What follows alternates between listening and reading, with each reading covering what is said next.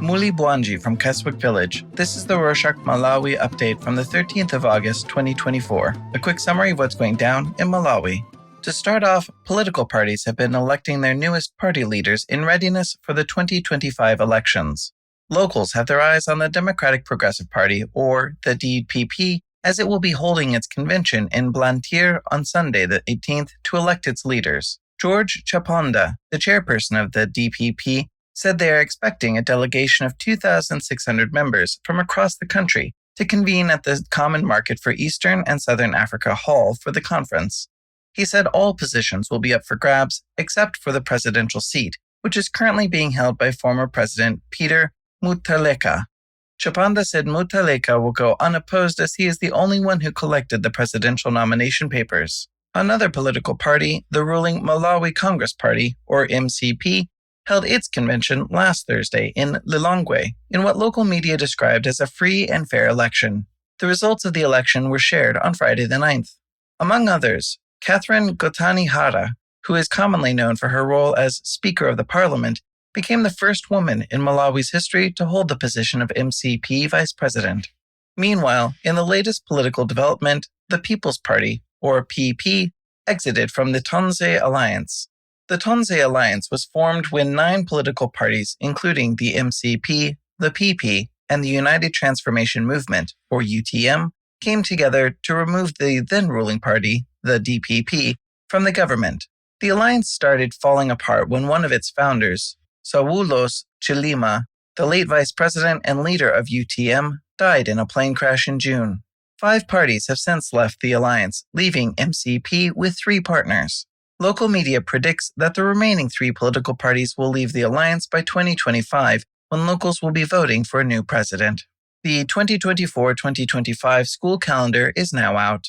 On Thursday the 8th, the Ministry of Education released the 2024-2025 academic calendar. According to the statement, the first term will open on the 16th of September and close on the 20th of December, after which students will have a 2-week holiday.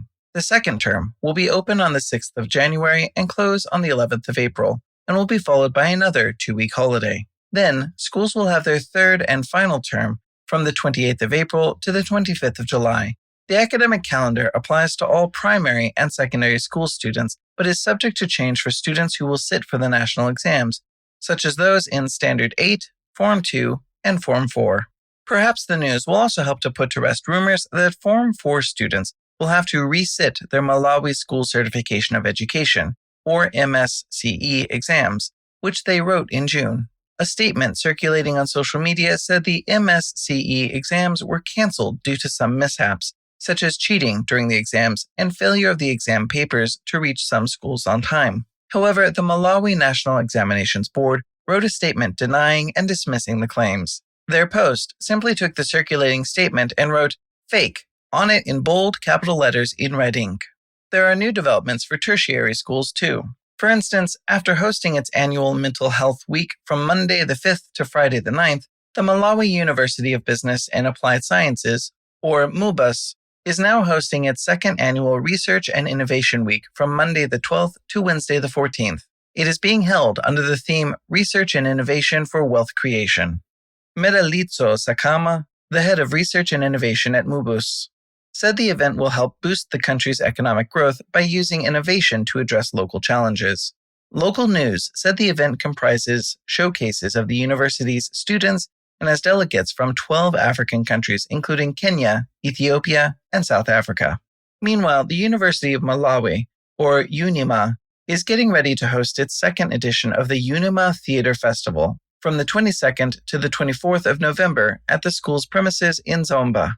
In readiness for that, the university put on a call for participation, inviting talented artists in theater, theater for children and young people, comedy, and performance art and dance to be a part of the festival. According to their statement, which is being shared widely on WhatsApp groups, UNIMA is looking for applications from professional and amateur theater groups and companies, university theater groups, secondary school drama clubs, as well as solo artists, from now until the 30th of August. We have the application form in our show notes in case you'd like to apply.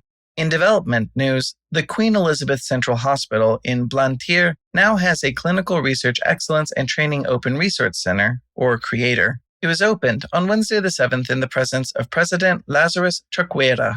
The launch comprised the unveiling of a 5-story building, which was constructed by the Malawi Liverpool Wellcome Trust Clinical Research Program.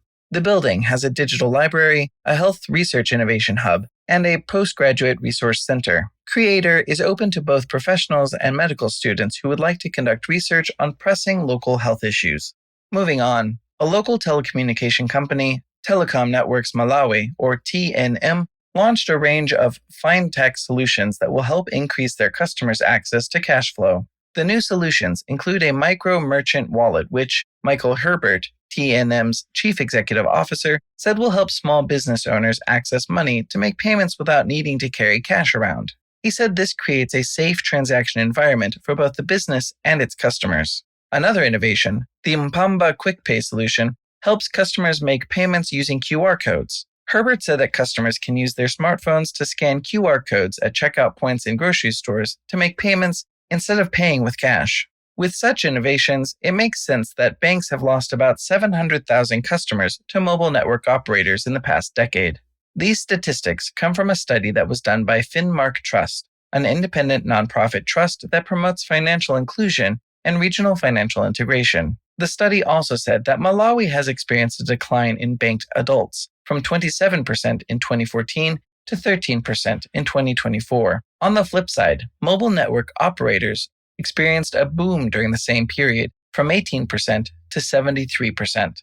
The study said that this boom is because mobile network operators facilitate the inclusion of customers from both urban and rural backgrounds. Wilson Banda, the Reserve Bank governor, has urged banks to become innovative. He thinks they might become irrelevant if they don't up their game. In trending news, a prominent football player, Promise Komwendo, was suspended and is no longer registered as such. On Thursday the 8th, the Football Association of Malawi, or FAM, wrote a letter to the Super League of Malawi following a complaint from a local football club, the FBC Niassa Big Bullets, saying that Komwendo has signed a transfer deal from one local football club, the Premier Betdeza Dynamos FC, to another local football club, the Mighty Mukuru Wanderers FC, despite having signed another transfer deal with them. As a result of the confusion, FAM decided to suspend Komwendo while they investigate the issue. Despite this confusion, there are hopes that local football will improve as 35 referees are currently being trained on how to use the Video Assistance Referee, better known as VAR. The training is called the FIFA Member Association's Elite Referees Course, and it will be hosted for 5 days in Blantyre, starting from Tuesday the 13th. Patrick Kamanga, the chairperson for the Referees Committee at the Football Association of Malawi, said that this is the first time Malawi has hosted a training where referees will be taught to use modern technology when officiating games. He revealed that only 2 Malawian referees had the skills to handle VAR. They had to attend a course in South Africa to learn these skills. Kamanga said that the training will also touch on the technical and physical aspects of being a good referee. And that's it for this week. Thank you for joining us. Are you a longtime listener or a longtime hanger-arounder in Malawi?